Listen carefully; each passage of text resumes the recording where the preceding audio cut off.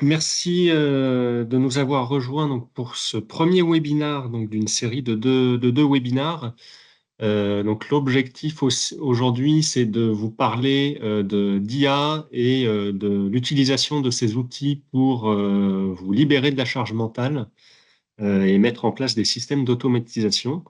Et donc, pour ce webinaire, on a fait appel à notre membre Troisième Web, qui est un spécialiste du sujet et qui interviendra également sur le deuxième webinaire, qui aura lieu le 2 octobre et qui sera dédié à l'intégration d'un LLM, donc les Large Language Models, dans vos processus métiers. En parallèle, on a deux formations dispensées par Troisième Web qui sont également planifiées. Donc une première qui aura lieu le 24 septembre à Paris au CCFA, donc le Comité des constructeurs français d'automobiles, qui sont également les locaux de Nextmove, pour une session de sensibilisation, donc sur une journée.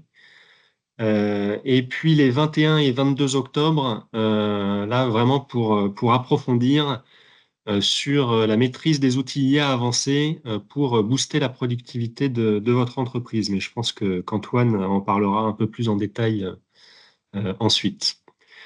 Je voulais profiter également de cette opportunité pour vous rappeler que Nextmove donc est organisme de formation certifié Calliope et qu'à ce titre, on peut vous aider à porter vos formations et à les mettre à disposition de l'écosystème. On a aujourd'hui un catalogue qui est accessible sur notre site et vous voyez qu'il adresse un certain nombre de sujets liés à la filière automobile et mobilité. Et donc, ce sont des formations qui sont dispensées par des acteurs de l'industrie automobile et mobilité. Et donc, on a des partenariats avec des entreprises comme Renault, comme Forvia, comme Idiada, comme l'E-Mobility Academy, donc, qui est une structure de formation euh, organisée autour de Renault à Cléon. On a également le campus ICM, donc Industrie circulaire de la mobilité à Flins. D'autres prestations dispensées par ID Services, par Festo, par AVL, etc.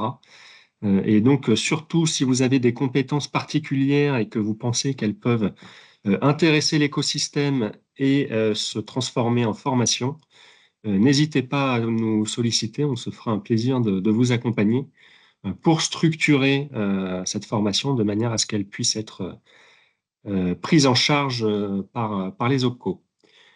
Voilà très rapidement pour cette introduction et donc je laisse la parole à Antoine pour Troisième Web qui va rentrer dans le vif du sujet. Merci Geoffroy, bonjour à tous. Alors je vous partage mon écran. Hop, je partage l'écran complet et on verra si on a des problèmes de son, vous me le direz. D'abord merci Geoffroy pour l'introduction. Donc comme Geoffroy l'a dit, Antoine, je suis un des cofondateurs de Troisième Web.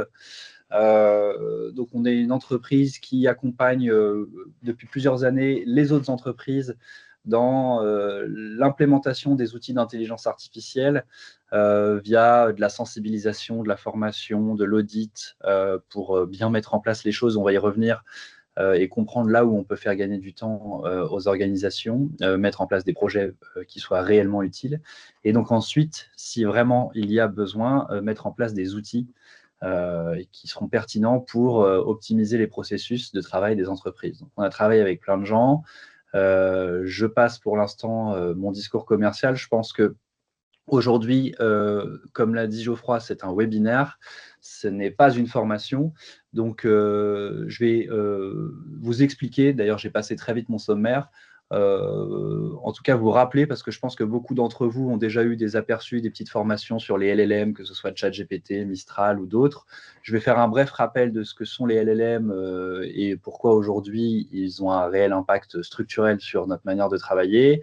On va parler un peu d'éthique, biais et impact. Les biais étant très intéressants, surtout sur l'aspect sécurité des données et utilisation en entreprise. On va parler d'outils en ligne parce qu'aujourd'hui, il y a beaucoup de logiciels qu'on appelle logiciels SaaS, donc Software as a Service, qui sont des logiciels d'abonnement. On en a tous dans nos organisations et ils intègrent tous l'intelligence artificielle. Donc, parfois, avant de nous-mêmes créer des outils, il faut regarder ce que font les autres. Et puis, on parlera de cas d'usage très rapidement. Et là, j'ai oublié d'enlever l'exercice pratique qui n'a pas lieu d'être.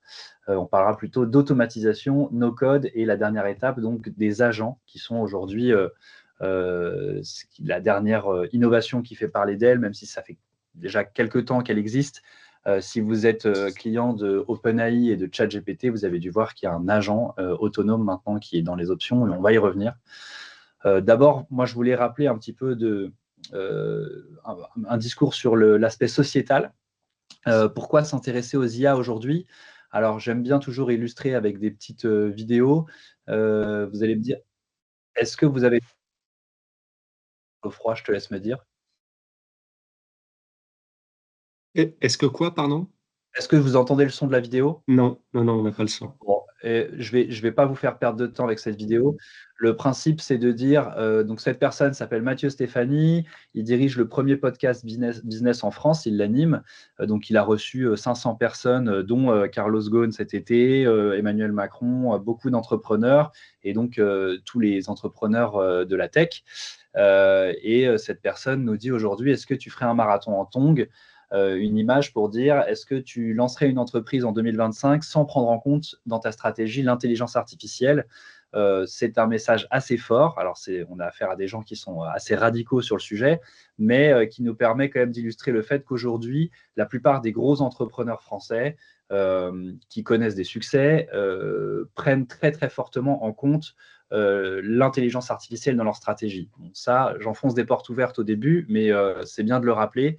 Jean-Charles Samuelian, le fondateur de Alan, une mutuelle qui est aujourd'hui une licorne française, nous le rappelle aussi dans un de ses épisodes en disant qu'on parle de révolution structurelle, que tout le monde peut devenir un peu développeur. Alors, on met des grands guillemets là-dessus, mais en tout cas, beaucoup de gens peuvent créer leurs propres outils aujourd'hui et c'est ce qui, à la fois, est génial et à la fois peut poser problème dans des organisations. Permet de comprimer la cadence dans les entreprises, d'automatiser des tâches chronophages et d'accélérer du coup la prise de décision et la création de valeur. Et on nous parle aussi de casser des barrières traditionnelles. Chaque collaborateur peut devenir créateur, innovateur. Donc tout ça est bien joli, c'est magnifique. En effet, c'est ce qu'on se dit quand on voit la puissance des LLM et dont le plus connu comme ChatGPT. Mais il va falloir mettre un petit peu d'eau dans notre vin et prendre tout ça avec des pincettes parce que aujourd'hui implémenter l'IA demande une vraie stratégie d'implémentation avec des chartes et des choses comme ça. On y reviendra. Pareil pour Nicolas Dessaigne, Y Combinator, qui est le plus gros incubateur de start-up au monde, qui nous dit qu'aujourd'hui, ne pas se former à l'IA, c'est risquer de devenir une entreprise politique comme Google. Bon, ça, c'est un peu vieux à mon sens. Google a très fortement rattrapé son retard. Et donc, ce qu'il nous dit ici, c'est qu'il y a une obligation au moins de se renseigner sur ce qu'on peut faire avec les IA et de voir à quel point elle peut intégrer nos processus de travail. Et enfin, Encore Capital, un gros fonds d'investissement aux États-Unis qui nous disent qu'aujourd'hui, 70% de leurs investissements sont sur des entreprises qui reposent en grande partie sur de l'intelligence artificielle. Ça, c'est plus pour appuyer la bulle financière dans laquelle on se trouve, qui, à mon sens, est réelle. Aujourd'hui, les investisseurs sont ceux qui dirigent nos stratégies de croissance en tant qu'entrepreneurs et entreprises. Donc, si eux se jettent tous sur l'IA tête baissée, il faut à minima qu'on le prenne en compte dans notre stratégie. Et nous, on a conseillé beaucoup d'entreprises qui préparaient des levées de fonds. On est même allé jusqu'à dire, et là je vais peut-être dire des horreurs, mais on l'a dit, mettez de l'IA dans votre produit, même si pour l'instant, elle n'a pas un vrai apport de valeur. Les fonds d'investissement ne vous suivront pas s'il n'y a pas IA quelque part. Donc, ça montre un petit peu le climat dans lequel on est, qui est qu'aujourd'hui, il faut de l'IA partout. Les financiers, qui sont ceux qui donnent de l'oxygène aux entreprises, ne parlent que de ça, ne pensent que ça. Et donc, l'IA est à prendre en compte dans sa stratégie. Nous, on le voit de deux manières, une manière micro et une manière macro. Donc, micro, bien sûr, former ses collaborateurs à utiliser l'IA, c'est super, ils vont tous devenir beaucoup plus productifs. Les études montrent qu'on peut gagner jusqu'à 2 heures par jour sur des tâches répétitives et chronophages. On augmente la performance et la productivité. Sauf qu'il y a un revers de la médaille, ça veut dire qu'on repense nos organisations et que les grandes entreprises ne peuvent pas laisser chacun faire ce qu'il veut. Et puis l'aspect macro, donc prendre en compte l'IA dans sa stratégie globale en pensant que c'est un changement structurel, sociétal et y réfléchir sur le long terme. Là, je m'enfonce encore un peu des portes ouvertes, mais bon, c'est quand même intéressant de le rappeler. Ce petit graphique nous montre les opportunités de la productivité par métier d'après l'Express. On voit que les employés de type administratif sont les plus touchés par la montée des intelligences artificielles. Bien sûr, vous vous en doutez, encore une fois, les métiers qualifiés de l'industrie et de l'artisanat, donc l'IA ne peut pas encore faire une charpente gothique d'une cathédrale, bien qu'une IA couplée avec de la robotique un jour pourra peut-être faire ces choses-là, mais on en est très loin aujourd'hui. En tout cas, on voit que les personnes comme nous, c'est-à-dire, et là, malheureusement, je fais une grande généralité, et encore une fois, il faut mettre des guillemets, mais qui sommes derrière un ordinateur, qui rédigeons des emails, et ces 30 dernières années qui pensons que travailler, c'est répondre à des emails, on se rend compte qu'en fait, tout ça pourrait être beaucoup plus compressé et on pourrait revenir à des choses plus intéressantes grâce à des outils d'intelligence artificielle qui sont créés, discutés, échangés, comme on le fait souvent en réunion, brainstormer, comme si j'utilise encore un anglicisme, et donc toutes ces tâches à faible valeur ajoutée qui pourtant sont faites par des cadres supérieurs, aujourd'hui peuvent être en grande partie automatisées.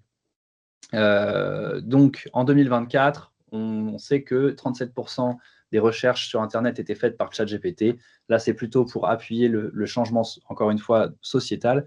Vous avez sûrement, pour beaucoup d'entre vous, connu la bulle Internet en 2000, puis Google un peu plus tard, et donc qui changeait beaucoup de choses. Voilà, ChatGPT vient changer, encore une fois, le modèle de recherche sur Internet, le mode de recherche des internautes, parce qu'il nous apporte directement la réponse. On n'a plus à sélectionner les sources, ce genre de choses.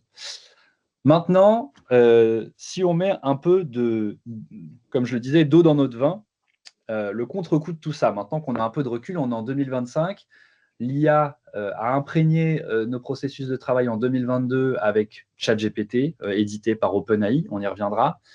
Ce qu'on sait aujourd'hui, d'après Rand Corporation, c'est que 80% des projets IA échouent, un taux 2 fois supérieur au taux de projets IT classiques. 80% des projets IA qui n'atteignent pas la production, d'après AI Curator, c'est une étude de 2025. 42% des entreprises abandonnent la majorité de leur initiative IA. Donc les POC sont stoppés avant même la production. Et le MIT nous dit que 95% des projets d'IA générative n'ont aucun impact mesurable sur le PNL. Donc, on n'arrive pas à mesurer le retour sur investissement de la plupart des projets d'intelligence artificielle qui ont été mis en place dans les entreprises. Alors, tout ça, c'est des études, c'est toujours les chiffres, on leur fait dire ce qu'ils veulent. Cependant, moi, je les prends très sincèrement au sérieux parce qu'on revient à ce discours de bulle. On a vu que ces derniers temps, tout le monde a voulu mettre de l'IA dans son entreprise, tout le monde s'est formé, c'est très bien. Et comme toutes les bulles, au début, on fait plein d'erreurs, on en met partout. Seules les grosses organisations ou alors ceux qui n'ont... Pardon, peut-être qu'il y avait une question? Non, j'ai cru, pardon.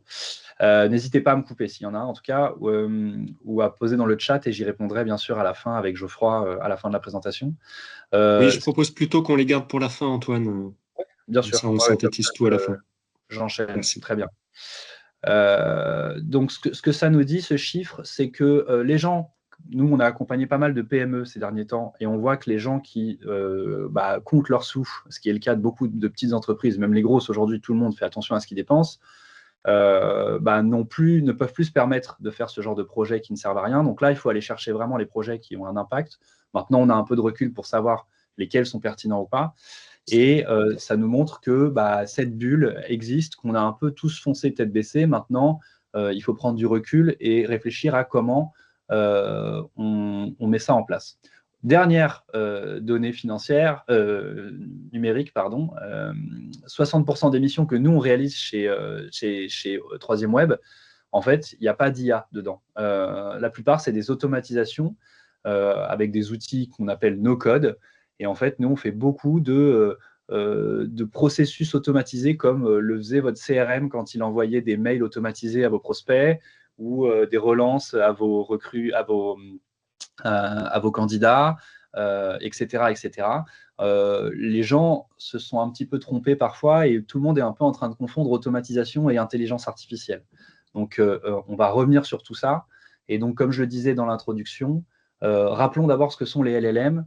Bon, vous le savez normalement tous maintenant, le mot LLM veut dire Large Language Model.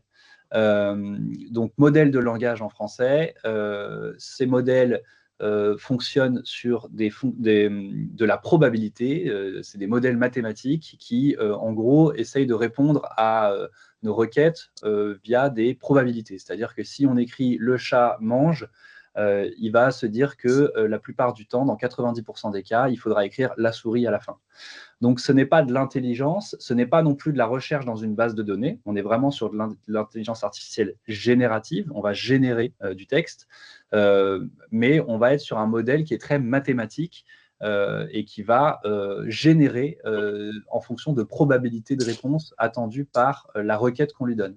La requête qu'on écrit ici, c'est par exemple, c'est un prompt, ça s'appelle un prompt pour ceux qui ne savent pas, mais je pense que maintenant tout le monde le sait. Et donc là, on a l'interface de ChatGPT, puisque c'est la plateforme qui a conquis le marché d'un point de vue marketing, qui est éditée par OpenAI, encore je le répète, une entreprise américaine. Et donc là, on voit qu'on peut envoyer une requête, donc un prompt, on nous répond, on peut éditer ce message, et puis ensuite, on a toute une bibliothèque avec toutes les conversations qu'on a eues, et on peut créer de nouvelles conversations. Voilà, ça c'est le rappel très bref du LLM. Maintenant, le marché des LLM. Aujourd'hui, je vous disais, on a OpenAI qui fait ChatGPT et Anthropic qui fait Claude. Ces deux éditeurs sont américains et ce sont des éditeurs qu'on appelle closed source, c'est-à-dire que vous vous abonnez, vous payez 20 € par mois et vous avez accès à leurs modèles d'intelligence artificielle qui sont très complets, on y reviendra, ils sont omnimodaux, on va y revenir, mais du coup, vous avez très peu de maîtrise sur ce qu'ils font des données, sur leur mise à jour, sur l'adaptabilité du produit par rapport à vous, vos besoins en entreprise. Donc, c'est très grand public, c'est très bien, mais on s'est rendu compte très vite en entreprise qu'il fallait quand même faire attention avant de le mettre dans les mains de tout le monde. Ensuite, on a les open source. Donc ici, on va avoir DeepSeek pour les Chinois, Meta, encore une fois, américain, du groupe Meta, anciennement Facebook, et Mistral, nos chers Français, qui sont très très bien, qui sont la fierté du pays en ce moment, mais dont un tiers des investisseurs sont américains. Par contre, ces outils sont open source. Qu'est-ce que ça veut dire? Ça veut dire que le code source qui a permis à créer ces applications, ces chatbots d'IA générative, sont accessibles à tous. Et donc, on va pouvoir les prendre en main et les intégrer à nos processus, les modeler, leur mettre des prompts généraux pour leur donner des règles de travail. Par exemple, moi, je suis expert comptable. Avec toi, on va parler que de comptabilité. Et ta mission s'arrêtera là. Tu n'as pas le droit de parler de ceci, tu n'as pas le droit de parler de cela. Et ce qui est encore mieux, c'est qu'avec ces outils-là, on va pouvoir les connecter à nos propres serveurs, donc les faire tourner en local dans nos entreprises, ce qui nous permettra d'avoir la main sur les données qui circulent par ces outils, et donc éviter que nos amis américains récupèrent toutes les données de nos entreprises et de notre industrie française. Et enfin, on a ce que j'ai appelé les intégrés, que vous utilisez sûrement. Pour Google, on a Google AI Studio et pour Microsoft, on a Copilot. Microsoft, pour mémoire, a injecté un peu plus de 10 milliards d'euros chez OpenAI en tant qu'investisseur, ce qui leur a permis de récupérer la technologie qui est derrière ChatGPT. Et donc, ils l'intègrent à tous leurs outils. Et ça, pour nous, aujourd'hui, c'est les deux acteurs qui sortent vraiment leur épingle du jeu et qui sont les plus futés, qui se sont dit on va intégrer à nos outils pour que l'utilisateur n'ait pas à se dire j'utilise l'IA, il faut que j'apprenne à l'utiliser, mais plutôt pour que l'IA vienne directement l'assister dans les outils qu'il utilise déjà depuis 20 ans. Donc Excel, PowerPoint, Word, etc. Et Teams, vous utilisez sûrement tous Teams ou d'autres outils pour vos visios. Vous voyez qu'ils font vos comptes rendus, que c'est assez fluide et que ça progresse très vite. Il y a un an, c'était nul. Aujourd'hui, on arrive à des entreprises qui sont assez satisfaites de l'utilisation de Copilot et de Google AI Studio. Si je prends le plus connu de ChatGPT, là c'est juste un rappel, mais un LLM qui est très généraliste comme celui-ci montre quand même des choses, c'est que les gens l'utilisent toujours de manière assez en grattant le vernis, on va dire, et donc il y a beaucoup de fonctionnalités. J'avais envie de rappeler juste tout ce qu'on peut faire si on est monsieur tout le monde avec un LLM. Donc vous pouvez lui poser des questions, mais par exemple ChatGPT, ils ont un mode qu'on appelle le mode projet.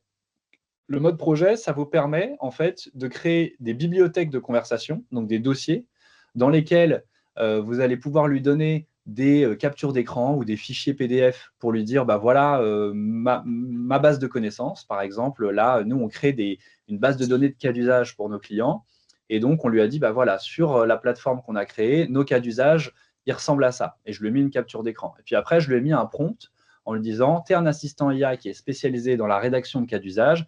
À chaque fois que je te envoie un cas d'usage, tu le remettras dans le bon format pour qu'à chaque fois, ça respecte le format qu'on a sur notre plateforme. Et ce qui est intéressant, c'est qu'à chaque fois dans ces dossiers que je crée une conversation, eh ben, je vais avoir toujours le même format. Il va respecter les deux instructions que je lui ai données au départ. Donc ça me permet de travailler sur des projets long terme. Ça peut être, voilà, on a un nouveau projet en immobilier, on veut créer ce bâtiment, en faire un coworking. Maintenant, tu sais que ce projet, il sert à ça. Maintenant, on va parler du business plan, de la recherche d'investisseurs, etc., etc. Ça permet de structurer vos informations. Ça, c'est une des features, une des fonctionnalités de ChatGPT qui est la plus utile pour les entreprises aujourd'hui parce que ça permet d'organiser ces projets. On a l'aspect tâche qui peut être intéressant pour vous aussi en tant que cadre. Là, je lui demande de me faire une actualité sur tous les établissements de santé en Normandie de santé publique. Et donc, tous les matins, il va m'envoyer une petite tâche par email qui va me donner l'actualité sur ces établissements parce que moi, je travaille dans la santé. Là, je lui ai dit que j'étais responsable juridique de l'un de ces établissements et que j'ai besoin d'être au courant de l'actualité chaque jour. Donc là, en 2 requêtes, encore une fois, c'est l'aspect conversationnel qui est hyper intéressant sur les LLM, c'est-à-dire qu'il va comprendre, on va pouvoir lui dire ah, « Attends, en fait, je préfère que tu utilises telle source dans ce que tu m'envoies, et puis on va continuer la conversation. En fait, ce qui m'intéresse, c'est plus des données financières que juridiques. » Et donc là, l'aspect tâche de ChatGPT est assez intéressant parce que vous avez votre petite newsletter tous les matins qui est faite pour vous, à votre manière, avec les sources que vous voulez. Vous voyez, il vous cite les sources à chaque fois. Donc ça rend les choses intéressantes. La mémoire, là j'ai mis du Mistral et du ChatGPT. Aujourd'hui, ChatGPT, si vous ne désactivez pas la mémoire, et on n'est pas en formation, je ne vous montre pas comment le faire, mais vous permettent de retenir tout sur vous, et c'est ce qui peut poser problème. Ça, c'est vraiment à savoir. C'est-à-dire qu'aujourd'hui, moi, j'ai pris aucune mesure de sécurité, ce qui n'est pas bien du tout. Je commence très, très franchement à le regretter. Mais ça m'amusait trop depuis le départ. Et du coup, aujourd'hui, si je dis que j'ai un nouvel enfant qui s'appelle Georges, et que la prochaine fois, je lui dirais, tiens, je voudrais partir en vacances avec mes enfants, il va savoir que j'ai un 4e enfant qui s'appelle Georges et qu'il a tel âge et que du coup, il va le prendre en compte dans ses recherches. Et pareil, si je lui dis, bah là, demain, j'ai un webinaire, je dois faire une présentation auprès des adhérents de Nextmove, je voudrais qu'on parle de cas d'usage, etc.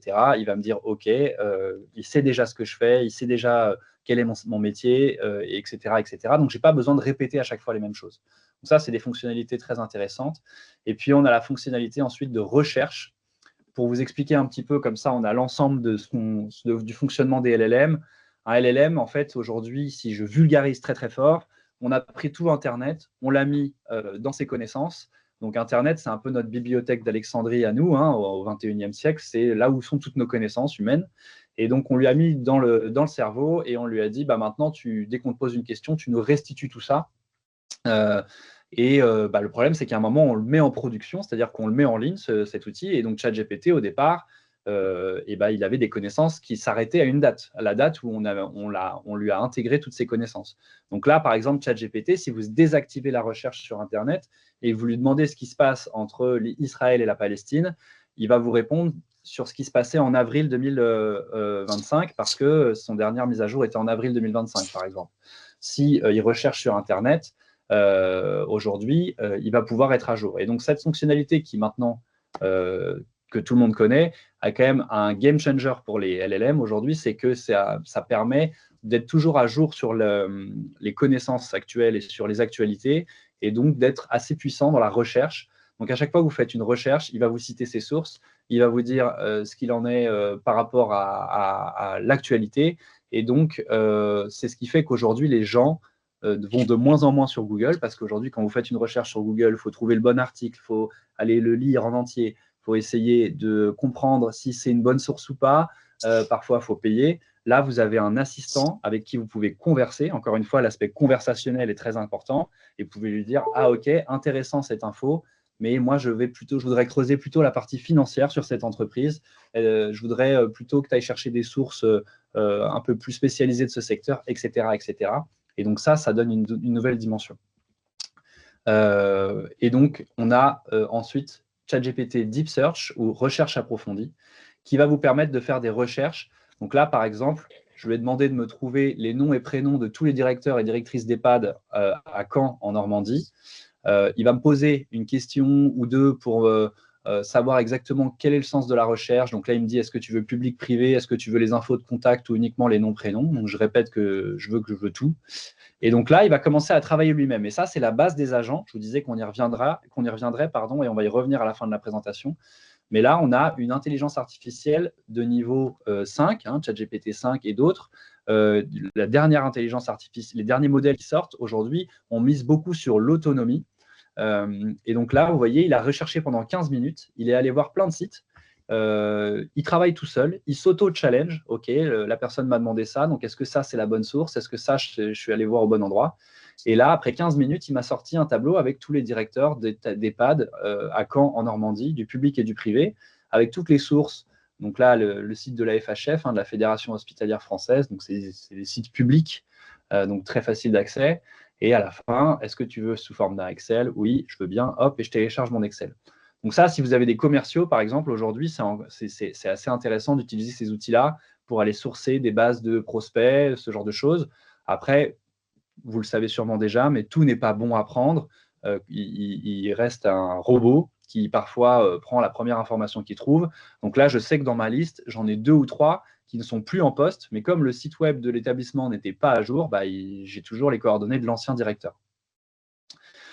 Voilà pour les fonctionnalités principales de DLLM. Maintenant, parlons un peu de ce qui ne va pas, avant que vous formiez vos collaborateurs. Aujourd'hui, on parle de feature fatigue ou de fatigue de fonctionnalité. Vous l'avez sûrement vu, d'ailleurs, j'ai inversé 2 slides.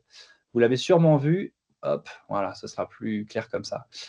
Depuis quelques années, on a énormément de modèles qui sortent. Donc, vous voyez, là, c'est la liste de tous les modèles de chaque LLM. Si je reprends ChatGPT, on a commencé par ChatGPT 4, 4 Turbo, 4O, O1 Preview, O1 Mini, O3. Et en fait, les éditeurs de LLM sont en train de nous faire un peu le même coup que les appareils photo numériques à l'époque ou d'autres, qui est de dire, si je reprends, c'est un YouTuber qui faisait très bien cette comparaison, qui disait, si on prend les Sony et autres qui faisaient des appareils photo et qui vous disaient, moi, le mien, il fait 50 millions de pixels, et puis moi, le mien, il fait 100 millions de pixels, et puis 4 millions de pixels, etc. En fait, on arrivait à une guerre des fonctionnalités qui commence à perdre son sens aux yeux des utilisateurs. Et on est exactement dans ce moment-là avec les LLM, c'est-à-dire que si je vous demande aujourd'hui quel modèle vous utilisez chez ChatGPT, vous allez nous dire, franchement, je m'en fous. La plupart du temps, j'utilise celui que j'ai sous la main. D'ailleurs, beaucoup de gens dans nos formations ne savent pas qu'ici, ils peuvent choisir différents modèles. Et puis là, on a encore les anciens modèles. Et bon, il y a une petite description qui vous explique à quoi ça sert. Mais c'est encore très, très sombre pour beaucoup d'entre nous. Et donc, ces modèles, aujourd'hui, c'est un peu le problème qui se pose pour nous, utilisateurs, mais aussi pour les entreprises, les organisations, c'est à quoi sert quoi et qu'est-ce qu'on en fait. Donc, ça fatigue un peu tout le monde. Et c'est là où Google et Microsoft tirent leur épingle du jeu, parce qu'ils intègrent directement l'IA dans leurs outils. Donc aujourd'hui, moi, j'aurais tendance à vous recommander d'aller sur ces outils qui sont intégrés. Microsoft, en plus, fait de gros efforts sur l'aspect sécurité des données auquel on reviendra. Aujourd'hui, ChatGPT revient un peu en arrière. Vous le voyez, je viens de vous le montrer ici. Mais on a une fonctionnalité auto. Il décide lui-même en fait du temps de réflexion dont il va avoir besoin. Et puis après, on a instant, c'est-à-dire toutes les questions du quotidien et thinking et pro. Donc moi, j'utilise personnellement jamais. Mes collaborateurs, mon équipe qui est beaucoup plus technique que moi, l'utilise. Mais ce qu'il faut retenir ici, c'est qu'il y a aussi une dimension consommation d'énergie à laquelle on va venir. Et qui nous permettra de dire que Otto choisit lui-même s'il prend un modèle qui consomme énormément d'énergie ou pas. En tout cas, ça nous fait revenir à ce genre de site avant que nous, on recommandait dans nos formations, où on disait, voilà, il y a un modèle qui est très fort à ça, il y a un modèle qui est très rapide, il y a un modèle dont le prix est ceci, cela. Et donc, on se retrouvait sur des sites comme celui-ci, complètement indigestes, où il fallait aller chercher quel est le modèle le mieux, pourquoi, entre Google, OpenAI, etc. Ce qui devient complètement désagréable pour les utilisateurs si vous n'êtes pas passionné et pas technique. Et la plupart des gens d'entreprise, ils s'en foutent de la fonctionnalité. Ce qu'ils veulent, c'est gagner du temps, gagner en productivité, soit pour avoir un meilleur équilibre vie pro, vie perso, soit pour faire toujours plus de croissance et satisfaire ses investisseurs. Donc, ça, on en sort un petit peu aujourd'hui. On commence à en sortir, mais les seuls qui répondent réellement à ça, je vous dirais que c'est Google et Microsoft avec Copilot et Google AI Studio. D'autres limites à prendre en compte aujourd'hui, la confidentialité des données. Aujourd'hui, c'est un sujet qui est très géopolitique. Pourquoi? Parce que si je prends l'exemple de OpenAI avec ChatGPT, on a des petits paramètres qui nous permettent de désactiver l'entraînement du modèle pour les autres utilisateurs, qui nous permettent de désactiver la mémoire, ce genre de choses. Je ne m'attarde pas là-dessus aujourd'hui, mais on a des garanties qui sont finalement, est-ce que vous me faites confiance? Oui, je n'utilise pas vos données, et puis faites-moi confiance. En gros, c'est ça. Sauf que les entreprises américaines sont soumises à ce qu'on appelle le Patriot Act, qui dit que si le gouvernement américain, pour des sujets de sécurité nationale, doit aller piocher dans les données des sociétés américaines, ils peuvent le faire. Donc, pour les Américains, surveiller les autres pays, c'est de la sécurité nationale. Donc, très clairement, à l'ère de M. Trump, on n'a aucune certitude et on est même plutôt sûr que les données des entreprises américaines sont assez exploitées. Ce qu'il faut retenir aussi, donc ça c'est par exemple Octave Klaba, le fondateur de OVH, qui est un éditeur français, qui nous disait ça, qui disait donc cet aspect géopolitique, il faut faire très attention. Aujourd'hui, l'entièreté de l'économie repose sur le cloud. Ça, je vous apprends non plus pas grand-chose, je pense, mais aujourd'hui, tout repose sur le cloud, nos données financières, les traders travaillent sur le cloud, vous stockez toutes vos informations dans un cloud, tout le monde est sur le cloud, et qui possède le cloud aujourd'hui, en tout cas en Occident, de notre côté de la planète, ce sont les Américains. Donc, il y a un vrai enjeu géopolitique de, vous l'avez déjà vu, maîtriser une élection en exploitant les données, créer des tendances financières, déstabiliser des pays, etc., ou des entreprises, etc., etc. Et donc, on s'est retrouvé avec des choses comme, là, je brûle un peu les étapes parce que ça aurait dû être plus haut, mais comme LVMH, nous, on a vu passer ça chez eux, des documents qui sortaient en juin 2023 qui disaient attention, ce qu'on peut faire avec ChatGPT et ne pas faire. Juin 2023, sachant que début 2022, explosion de ChatGPT, ce qui veut dire que depuis 1 an et demi, les salariés de LVMH utilisaient ChatGPT à plein régime pour répondre à des mails, pour gagner du temps dans leur présentation PowerPoint, etc. etc. Et donc forcément, un certain problème pour ce qui est le fleuron de l'industrie du luxe à la française qui pourrait faire souffrir d'un espionnage industriel. Donc ça, c'est une des premières grosses limites, un des premiers biais auxquels il faut faire attention. Aujourd'hui, il y a des réponses à ça. Les entreprises françaises, et s'il y a des grands groupes dans les gens qui nous écoutent, le savent, on peut avoir des LLM sécurisés, notamment avec les solutions open source dont on a parlé tout à l'heure, comme Mistral, les Français. Mais ça demande un peu de paramétrage, ça demande pas mal de mise en place, ça demande à ce que le fournisseur de cloud soit ce qu'on appelle ZDR, Zero Data Retention, c'est-à-dire qu'il va s'engager à ne pas utiliser vos données et à les supprimer intégralement automatiquement. Donc tout ça nécessite un accompagnement, bien sûr, pour que ce soit bien fait. Les données d'entraînement, ça c'est un biais aussi des LLM qu'on aime bien rappeler, hein, ça reste un logiciel développé par des humains, et ces humains, ils ont une couleur de peau, une religion, une manière de penser. On est sur des sociétés américaines pour la plupart et qui font très attention bien sûr à tout ça. On sait à quel point le juridique et la peur de se faire attaquer pour la moindre raison est forte chez eux. Donc, on est moins aujourd'hui sur des stéréotypes, mais quand même, les outils de reconnaissance faciale par IA vont être moins performants avec des minorités ethniques. Si vous lui disiez il y a quelques années, fais-moi quelqu'un qui fait la cuisine, il y avait de grandes chances qu'il vous fasse une femme, etc., etc. Donc maintenant, tout ça commence à se lisser, à se corriger. Ça a des avantages qui est que on est moins dans ces problèmes de biais. Ça a des inconvénients qui fait que on peut moins s'amuser à tout faire avec ces LLM parce que ils sont obligés de respecter beaucoup de règles, qu'elles soient juridiques ou socialement acceptées. La consommation d'énergie, on en a parlé, mais c'est un très fort sujet, hein. Aujourd'hui, c'est un enjeu extrêmement important pour les LLM. On le sait qu'on a créé encore quelque chose qui ne fait pas du bien. L'IA frugale, aujourd'hui, moi personnellement, je n'y crois pas.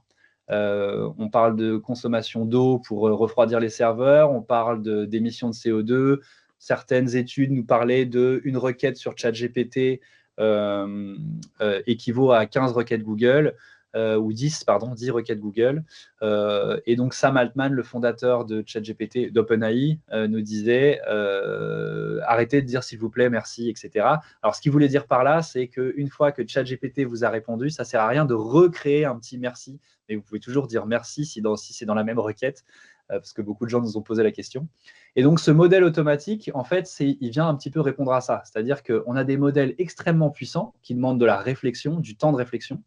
Et donc, ces modèles-là, aujourd'hui, si vous les utilisez pour dire est-ce que tu peux répondre à cet email, forcément, là, c'est de l'énergie consommée pour rien. Donc, le modèle auto qu'ils avaient déjà tenté il y a 1 an ou 2 et qu'ils ont très vite retiré, aujourd'hui, ils le remettent en place pour essayer justement de faire en sorte que les gens puissent faire des requêtes, toujours avec le même modèle, et que ce soit le modèle lui-même qui choisisse s'il y a besoin de consommer de l'énergie ou pas. Ce n'est pas la seule raison, mais c'est une des raisons. Maintenant, dans les autres limites, on en a parlé, la recherche réelle de retour sur investissement. On gagne tous du temps, ça c'est indéniable. On va voir pourquoi. Mais aujourd'hui, sur les projets mis en place, il faut quand même prendre des pincettes et se dire c'est une révolution, c'est acté, c'est sûr, c'est une vague d'innovation formidable. Mais il y a une bulle spéculative, il y a un engouement qui est très élevé, qui fait que les premiers projets, là, ont essuyé un peu les plâtres. Et l'évolution imprévisible des coûts, là, aujourd'hui, on ne sait pas. Les coûts vont plutôt à la baisse, hein, forcément, sur les LLM, parce que des acteurs comme DeepSeek, pour les Chinois, hop, si je reviens un peu en arrière, DeepSeek, voilà, sont arrivés en cassant les coûts, donc tout le monde s'est aligné. Aujourd'hui, la question du coût n'est plus vraiment une question, encore moins si vous prenez des outils open source et que vous les intégrez à vos serveurs, ce sera vous qui payerez soit les machines, soit la consommation des serveurs, mais on revient un peu à des modèles raisonnablement coûteux par rapport à début 2023 où ça devenait très cher pour chacun qui utilisait l'IA. Donc aujourd'hui, on parle un peu de fin de la hype de l'IA. C'est très bien. On commence à aller sur des projets plus concrets. Je vous en ai parlé, les cycles technologiques, innovation de rupture, sur-ingénierie, effondrement. Alors la bulle a-t-elle éclaté? Pas encore, à mon sens. Est-ce qu'elle va éclater violemment comme Internet en 2001? Je ne pense pas. Attendons de voir. Je n'ai pas de boule de cristal. Je vous ai parlé de la feature fatigue. De la fracture des adoptions. Seuls 4% des entreprises génèrent du ROI avec de l'IA aujourd'hui. Mais en fait, c'est un petit peu comme votre iPhone aujourd'hui. Si vous avez un téléphone, un iPhone ou un Samsung, un Android, vous utilisez moins de 10% de ces fonctionnalités. Ça, on a mis du temps à s'en rendre compte. Et les constructeurs se faisaient des guerres de fonctionnalités, quoi. Donc voilà, tout ça pour dire que l'enjeu majeur, c'est préserver la compréhension et le contrôle, la transparence dans les usages, tout en simplifiant l'expérience. Donc, encore une fois, les deux gagnants aujourd'hui restent Microsoft et Google, à mon sens, pour ces choses-là. Maintenant, vous, comment vous allez mettre en place l'IA? Bon, c'est assez simple, vous y avez sûrement déjà réfléchi. Il y a des indicateurs utiles. Où est-ce que je passe du temps par jour ou par semaine? Donc ça, il faut se poser en équipe et individuellement pour savoir où on passe du temps. Quel est le nombre de personnes impliquées? Où est-ce qu'on fait beaucoup d'erreurs humaines? On y réfléchissait déjà avec le logiciel, mais ça a remis sur la table beaucoup de ces sujets-là. Et qu'est-ce qui impacte ma motivation? On a vu qu'en fait, beaucoup de gens, et d'ailleurs là, je digresse un peu, mais on a une nouvelle entreprise qu'on accompagne qui s'appelle Flemme, qui a pour but d'accompagner les collaborateurs des entreprises en disant nous, on vous encourage à être flemmard productif, c'est-à-dire être le plus productif possible en faisant le moins possible, en tout cas en faisant ce que vous avez pas envie, ne pas faisant ce que vous n'avez pas envie de faire, en automatisant ce que vous n'avez pas envie de faire. Donc tout ça est assez intéressant et c'est là-dessus qu'on commence à travailler sur des workshops, des ateliers, avant de mettre en place quoi que ce soit pour bien comprendre lors d'un audit si vous gagnez du temps ou pas à mettre en place des outils d'intelligence artificielle. Alors les outils en 2025-2026, l'enjeu principal, aujourd'hui, ça va être l'omnimodalité. On a parlé des LLM, on a vu, vous utilisez tous sûrement un LLM au quotidien pour rédiger vos mails, pour répondre à une question dans un Excel, pour gagner du temps sur toutes les petites tâches du quotidien, les tâches qu'on appelle à faible valeur ajoutée. Bon, c'est un mot un peu galvaudé parce que certaines ont de la valeur.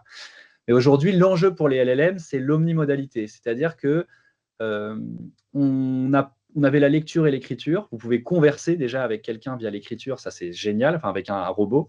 Maintenant, on a le vocal, l'imagé, la vidéo, le code, et tout ça fait qu'on va pouvoir intégrer des processus de travail beaucoup plus facilement et fluidifier les automatisations grâce à des compréhensions de contexte par plein de canaux.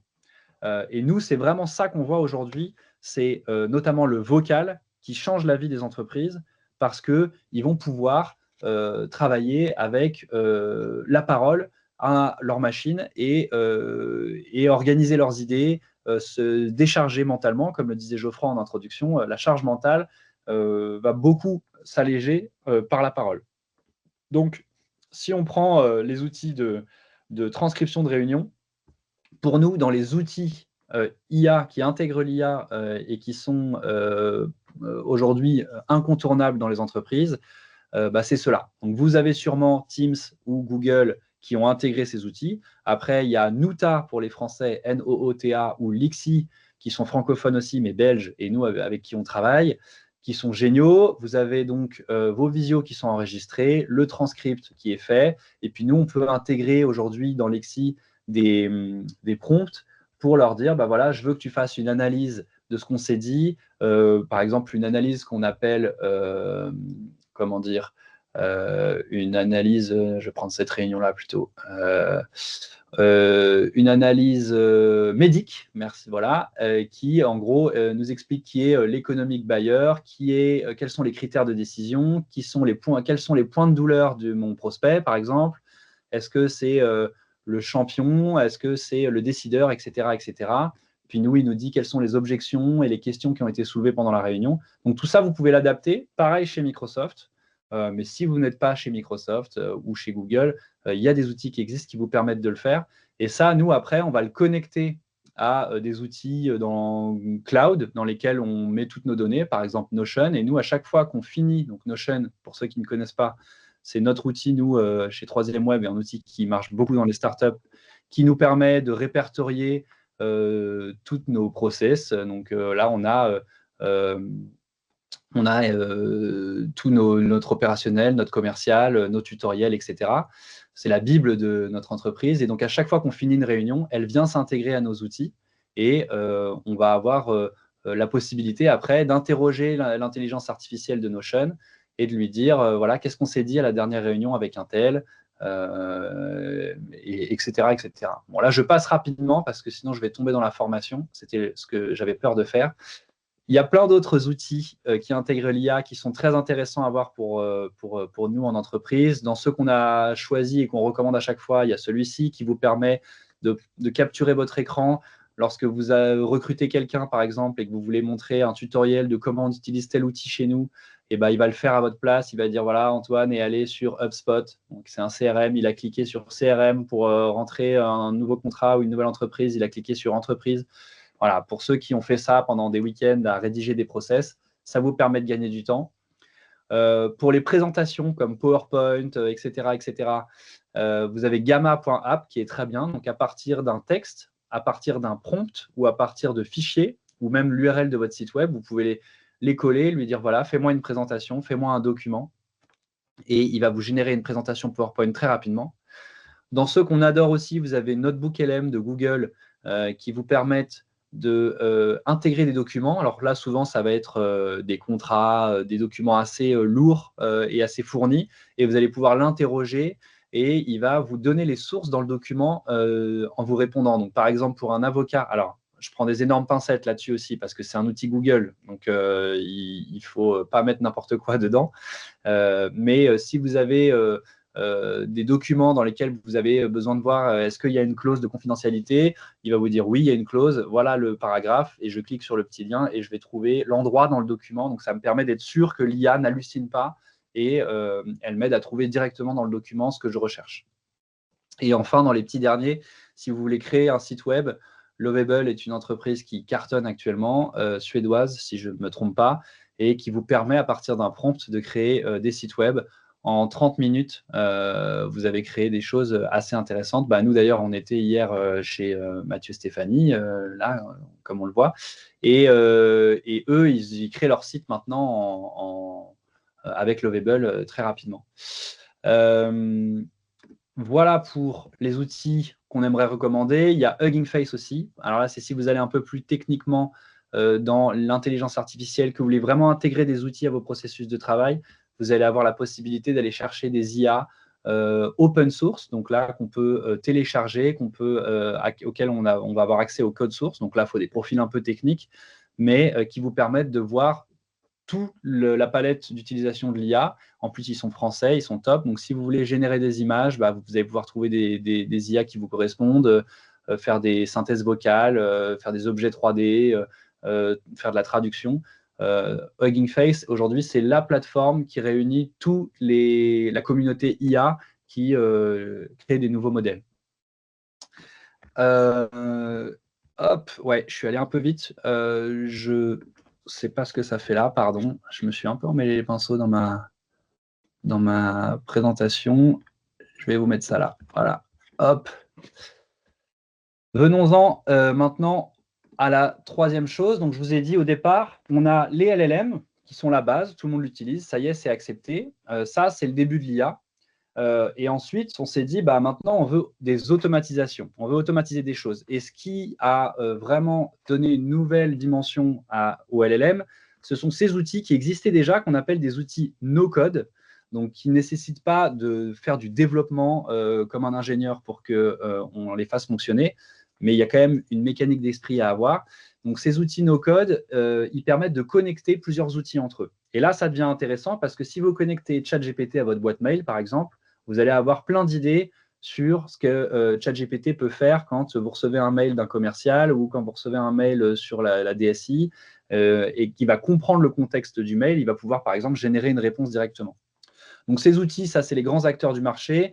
Chez Microsoft, c'est Power Automate, Power Apps maintenant. Mais en gros, Microsoft intègre son propre connecteur d'outils, ce qui est assez intéressant. Et nous, ça nous permet de faire des choses comme on a fait, donc des choses très simples comme ça, qui sont de dire on vous fait une newsletter personnalisée de votre secteur toutes les semaines dans votre boîte mail.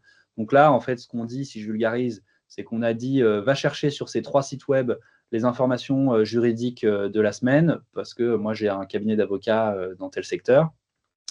envoie-les dans ChatGPT. ChatGPT, on lui met un prompt dans cette petite bulle en lui disant fais-moi un résumé, remets-le en forme et mets-le en forme d'email pour que je puisse l'envoyer à tous mes collaborateurs tous les lundis matins. Et après, ça l'envoie automatiquement dans mes brouillons, dans ma boîte mail. Donc ça, c'est le niveau 1. Ensuite, nous, par exemple, ce qu'on s'est amusé à faire et ce qu'il ne faut pas faire, c'est faire votre newsletter automatiquement pour vos clients. Je dis pourquoi il ne faut pas le faire, vous allez comprendre.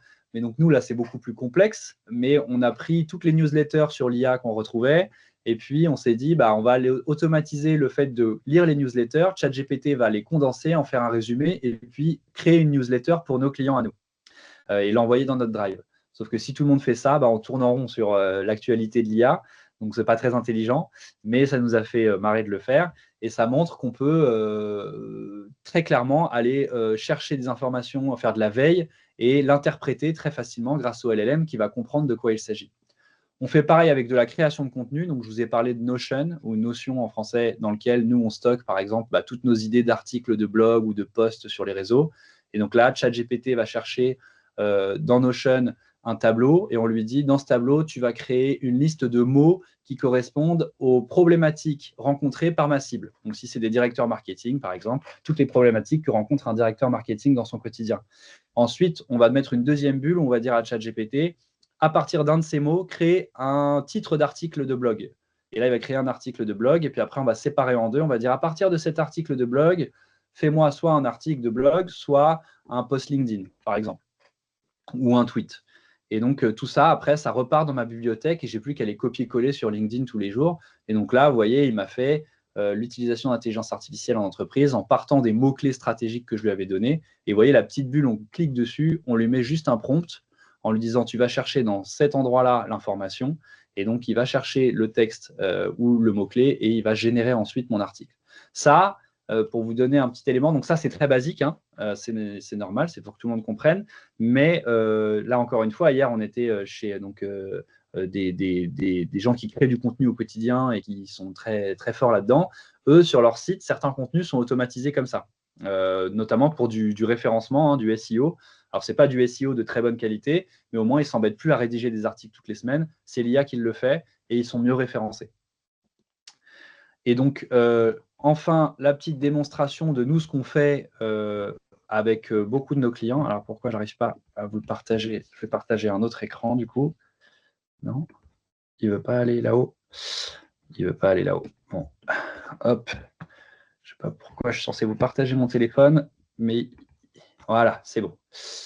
Donc, nous, ce qu'on a fait, par exemple, pour libérer nos clients de la charge mentale, forcément, il se met à ne plus fonctionner. Bon, je vais prendre WhatsApp sur mon ordinateur. Oui, on ne va pas s'embêter. Hop. Je vous demande une petite seconde. Donc, nous, ce qu'on a fait, c'est qu'on a créé pour nos clients, par exemple, un canal WhatsApp. Donc, c'est vraiment une ligne téléphonique sur laquelle ils peuvent nous envoyer des vocaux. Et nous, on l'utilise aussi en interne. Et beaucoup de nos clients l'utilisent en interne maintenant. Et en fait, là, on va utiliser ces automatisations qu'on vient de vous montrer pour se décharger la tête de tout ce qu'on a quand on est cadre sup ou chef d'entreprise et qu'on est en voiture beaucoup dans la journée ou qu'on court partout et qu'il faut envoyer des messages à des gens, noter des choses dans sa to-do list, faire un compte-rendu de réunion, demander ce que j'ai demain dans mon agenda, etc.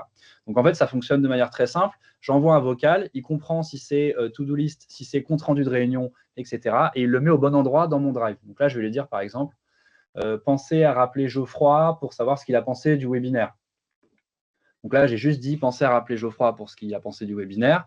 Et donc, si on va dans Notion, dans nos automatisations, hop, hop, non, je suis allé dans Lexi, pardon, N8N, to-do et compte-rendu pour nous. Donc là, voilà, je vais avoir ici, rappeler Geoffroy, penser à le rappeler pour savoir ce qu'il a pensé du webinaire. Et elle me dit que l'IA me met une priorité 1 parce que par rapport à relancer le CHU de Caen, qui est un prospect chaud, on a une priorité moins élevée. Donc ça, c'est un des premiers cas d'usage. Après, on peut avoir quelque chose qui est j'ai une idée de cas d'usage. Je voudrais que pour mon client, on puisse automatiser l'envoi de ses emails. En fait, dès qu'il reçoit un email, que ChatGPT ou un autre LLM comprennent le contexte de l'email et le transfère au bon collaborateur, si c'est le directeur commercial, le directeur informatique, etc., ou le directeur financier. Donc là, je ne sais pas si vous avez entendu mon vocal, mais il était assez long. C'est un cas d'usage. Donc là, on peut aller toujours dans nos automatisations. Hop. Et je vais aller N8N. Voilà. Base de données de cas d'usage client. Et donc là, vous voyez, on nous remonte pas mal de cas d'usage. Et ici, le cas d'usage que je viens de dire vient de remonter. Et ce qui va être intéressant, c'est que nous, par exemple, on va utiliser l'IA. Donc, elle sait que c'est Antoine qui a remonté ce cas d'usage, que c'est une automatisation avec ChatGPT. Il dit mot pour mot ce que j'ai mis. Il écrit mot pour mot ce que j'ai dit là. Et ensuite, il me dit, pour se faire ce projet, vous allez passer, je pense, 12 heures. Et puis, voilà ce que je vous conseille de faire. Donc, commencez par utiliser Zapier pour les emails entrants. Ensuite, connecter ChatGPT pour analyser le contenu de l'email, etc. Puis, faites ceci, faites cela. Donc ça, c'est assez puissant. Nous, nos clients, ils nous disent, tiens, j'ai telle idée pour ma boîte, est-ce que c'est faisable? On regarde ce que l'IA nous recommande. Nous, on analyse aussi de notre côté et puis on leur répond. Donc ça, c'est des cas d'usage assez intéressants de l'omnimodalité des LLM qui nous permettent, via le vocal, d'aller se décharger la tête très facilement. Et donc là, je ne vous le refais pas, mais vous pouvez faire des comptes rendus de réunion. Là, vous voyez, j'ai demandé à un moment qu'est-ce que j'avais demain dans mon agenda, etc., etc. Donc ça, ce sont le niveau 3, je dirais, de l'IA, qui est l'automatisation. Et enfin, les chatbots personnalisés, ça, vous y avez accès dans ChatGPT. J'en ai même pas parlé parce que ChatGPT, forcément, vous n'avez pas forcément envie que vos données fuitent on ne sait où, donc vous ne l'utilisez pas forcément. Mais là, par exemple, avec un outil comme Zapier, j'ai pris celui-là parce que c'est le plus connu, mais vous avez, nous, on utilise N8N ou Make ou d'autres. N8N qui nous permet, nous, de nous mettre sur nos propres serveurs, donc de garder la main sur la donnée, et donc de créer nos propres chatbots en lui disant tiens, voilà mon site web, dans ses knowledge, dans ses connaissances, on va lui donner des documents PDF avec tous nos process internes, par exemple, etc., etc. Et du coup, on va créer notre propre chatbot. Il n'y a plus qu'à après le mettre sur notre site web ou ailleurs, et on bénéficie des technologies des LLM. Donc ça, c'est intéressant, mais c'est encore, vous êtes dépendant de la plateforme Zapier, qui ne vous permettra pas forcément de sécuriser vos données au maximum. Alors, pour avoir son propre LLM sécurisé, ce qu'on fait aujourd'hui dans certaines entreprises, c'est qu'on va utiliser des applications, là comme celle-ci qui s'appelle Oliama, qui vous permet d'installer en gros le robot, le chatbot sur votre ordinateur et de télécharger un modèle qui sera open source, par exemple Mistral, le dernier modèle de Mistral. Et si vous le téléchargez, soit vous le mettez sur vos machines. Donc là, il faut une machine puissante pour le faire tourner. Donc par exemple, nous, on s'amuse souvent à dire à nos clients un PC gaming, donc les PC pour les gamers avec des cartes graphiques très puissantes. Donc un PC à 3 000 € aujourd'hui peut faire tourner un ChatGPT 4 facilement.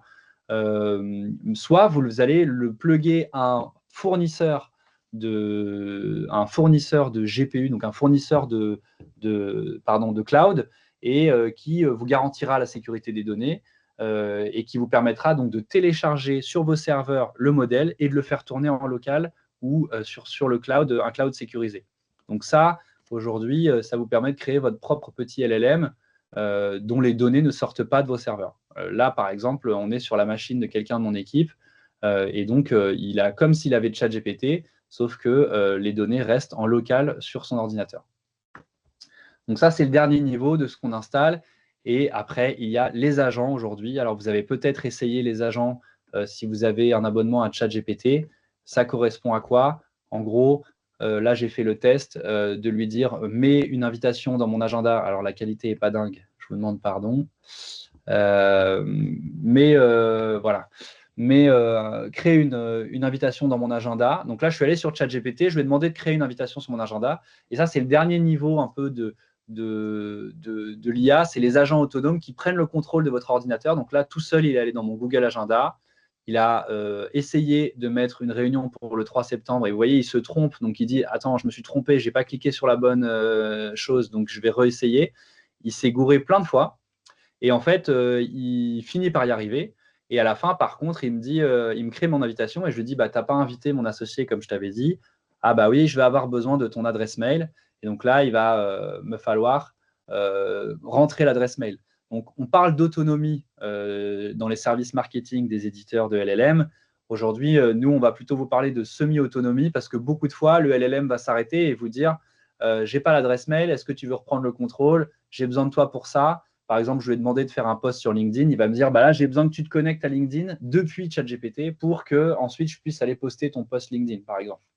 Donc, ça, c'est très prometteur, mais on est encore aujourd'hui au tout début et on n'a pas encore de quoi vous dire en entreprise, vous allez pouvoir confier le classement de vos factures directement à ce genre d'outils.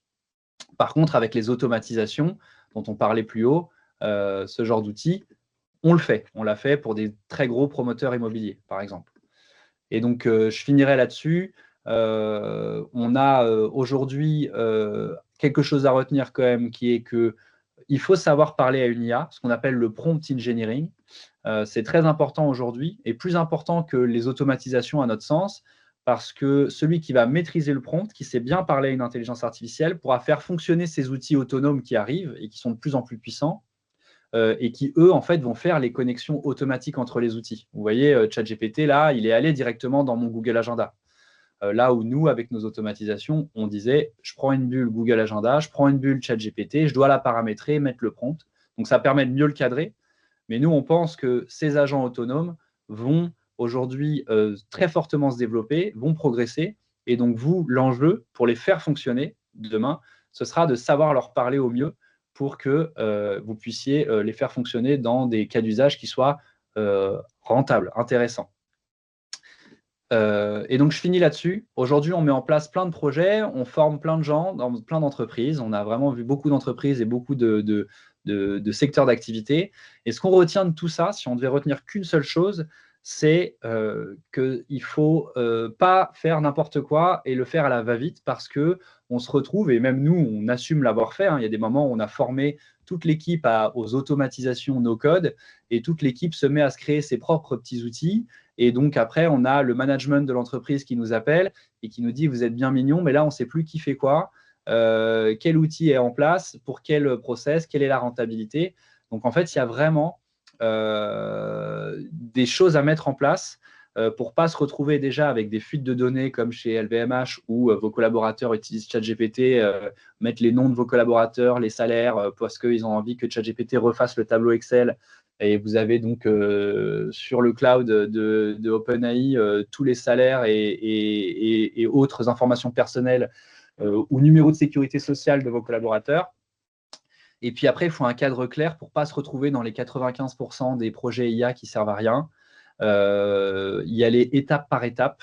Ne pas hésiter à faire des POC. On préfère des POC avortés, donc des proof of concept, des petits. C'est ce qu'on fait nous beaucoup avec les automatisations. Ça nous permet de faire à des coûts très faibles des automatisations et pour se dire ensuite, OK, maintenant que ça, on a vu que ça marchait, on va pouvoir le déployer. Là, pour vous donner un exemple, chez un très, très gros cabinet de conseil qui compte plus 3000 collaborateurs, aujourd'hui, on leur fait un espèce de Jarvis. Je crois qu'il est là.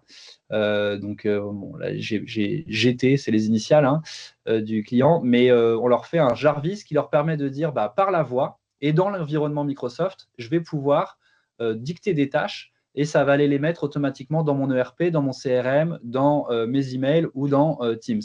Et donc, ils vont pouvoir multiplier l'usage des outils, réduire la friction parce que on a trop d'outils, on a trop de charges cognitives, on switch entre les onglets en permanence et aujourd'hui, on voudrait hétérogénéiser tout ça un petit peu à l'image des financiers aujourd'hui qui disent « Attends, on a plein d'outils, on paye plein d'abonnements, maintenant, est-ce qu'on ne pourrait pas contracter un peu les coûts et se dire quels sont les outils qui sont vraiment utiles ?» Donc là, c'est pareil, sauf que c'est sur du gain de temps. Voilà. Je vous l'enverrai par Merci mail, je pense. Antoine. Ouais, On on arrive s'arrête vraiment au là. bout là. Ouais, on est au bout. On est au bout. Je m'arrête. De toute façon, le reste, c'est des cas d'usage de clients qu'on enverra par mail si besoin.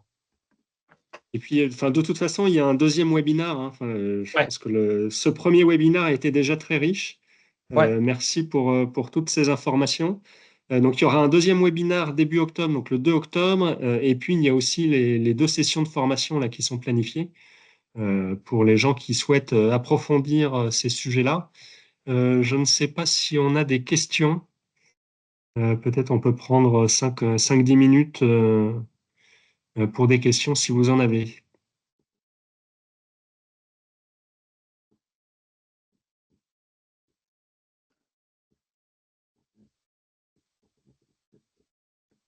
Vous pouvez lever la main ou utiliser le chat.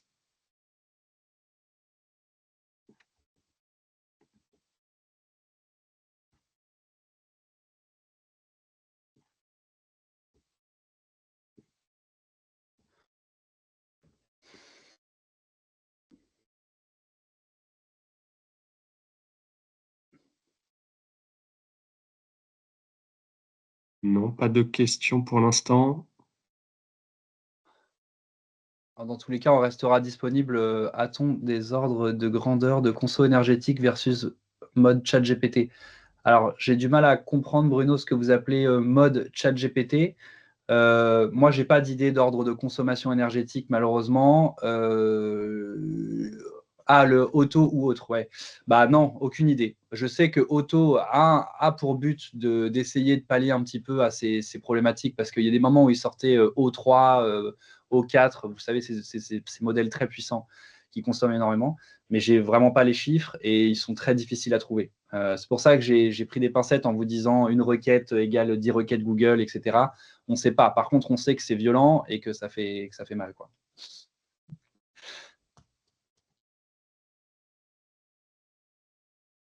Oui, vous avez raison, Marion. Alors, est-ce qu'il y a des approches différentes entre les LLM? Oui, mais de moins en moins parce que, alors c'est intéressant, par exemple, si je compare les 2 acteurs américains, donc Anthropic qui édite Claude et OpenAI qui édite ChatGPT. OpenAI va essayer d'être très, très large, de convenir à tout le monde, donc de faire à la fois des modèles avancés de réflexion qui répondent fortement à des problématiques mathématiques, etc. Claude, à une époque, par exemple, était beaucoup plus réputé pour les grandes quantités de texte et résoudre des problématiques de rédaction, etc. Aujourd'hui, Claude est très fort aussi pour les problématiques des raisonnements beaucoup plus avancés. Donc, si vous êtes un profil un peu plus technique, n'hésitez pas à aller tester Claude. Il y a des choses assez intéressantes. Où trouver l'information sur la formation approfondissement? OK. J'ai mis Ouais, le lien vers les 2 formations dans le chat.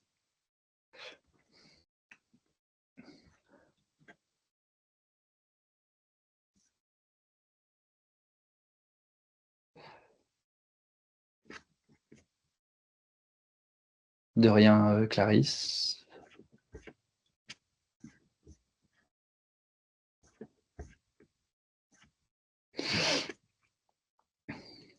Eh ben, Je pense qu'on peut s'arrêter là.